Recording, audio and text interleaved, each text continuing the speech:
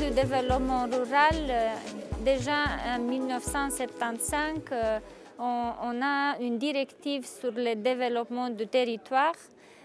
Après, en 1988, on a des discussions sur une politique régionale et des programmes régionaux. Le premier règlement du développement rural, c'est pour la politique de développement rural de 2000-2007. Et c'est un règlement qui couvre plusieurs mesures aussi et qui parle de la multifonctionnalité de zones rurales. Et après, déjà en 2007, pour les prochaines 7 années, 2007-2013, on arrive à une politique plus forte avec 4 axes. Ça dépend bien sûr de chaque pays. Si on prend la Belgique, par exemple, la Belgique reçoit beaucoup d'aides européennes pour l'administration parce qu'à Bruxelles, on a toutes les institutions. Et pour l'agriculture, on n'a que 11% qui est dédié pour la Belgique. Et en Danemark, on utilise presque 80% de tous les soutiens de fonds européens pour l'agriculture. Ça veut dire que oui, ça dépend des objectifs de chaque pays. Le choix des mesures dans un programme ne se fait pas au hasard. En fait, on procède par étapes.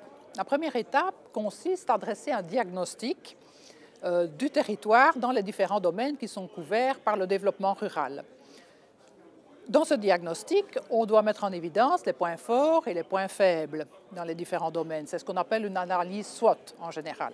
Alors, à partir de ce diagnostic, on élabore une stratégie, c'est-à-dire des grandes orientations que l'on va donner au programme et on se fixe des objectifs à atteindre. Et c'est seulement dans la troisième phase que l'on choisit les mesures, c'est-à-dire les mesures qui permettent le mieux d'atteindre les objectifs qu'on s'est fixés dans la deuxième phase de l'élaboration du programme. Ces mesures peuvent être regroupées en 3 catégories principales. Il y a d'abord, dans la première catégorie, toutes les aides qui concernent l'amélioration de la compétitivité de l'agriculture, mais aussi de la sylviculture. Alors, dans cette catégorie, on retrouve les aides à l'investissement dans les exploitations agricoles, l'aide à l'installation des jeunes agriculteurs, mais aussi des aides à l'investissement pour le secteur de la transformation des produits agricoles.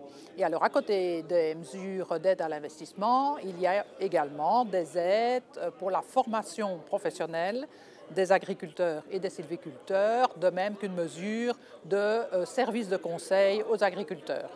Alors, dans la seconde catégorie, on retrouve plutôt les aides qui ont un objectif environnemental ou qui se rapportent au changement climatique.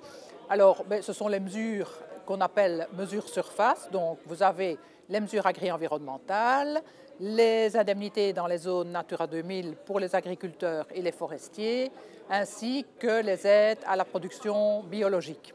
Et enfin, dans la dernière catégorie, on retrouve plutôt les aides qui visent à améliorer l'emploi et les activités hors agriculture dans les zones rurales, de même que l'amélioration du cadre de vie pour la population locale.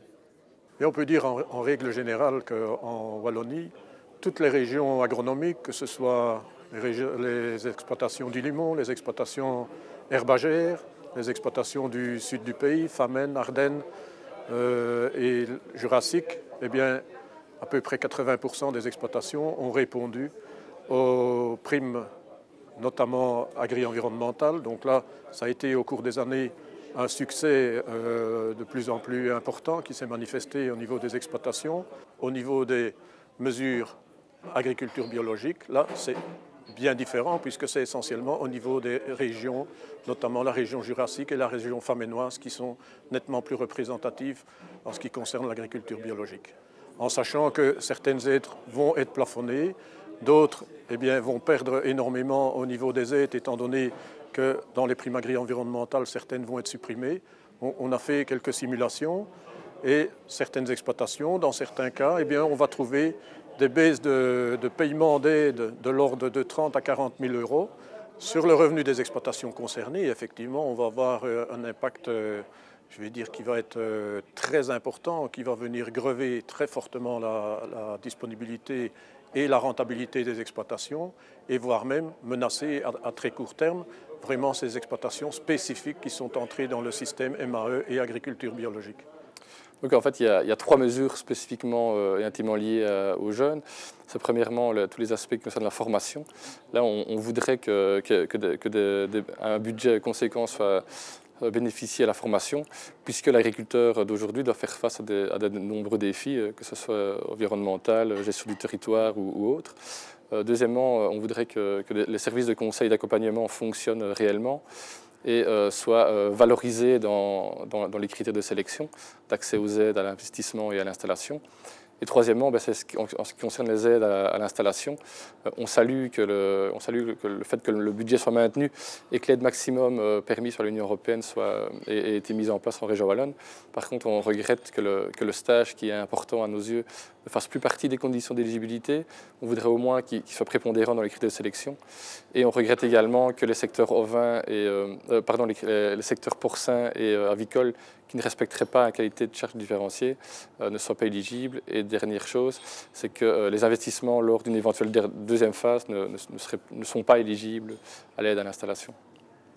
Le second pilier est une opportunité, une réelle opportunité de faire de l'agriculture de demain en région wallonne une agriculture plurielle, avec différents types de fermes, avec différents objectifs.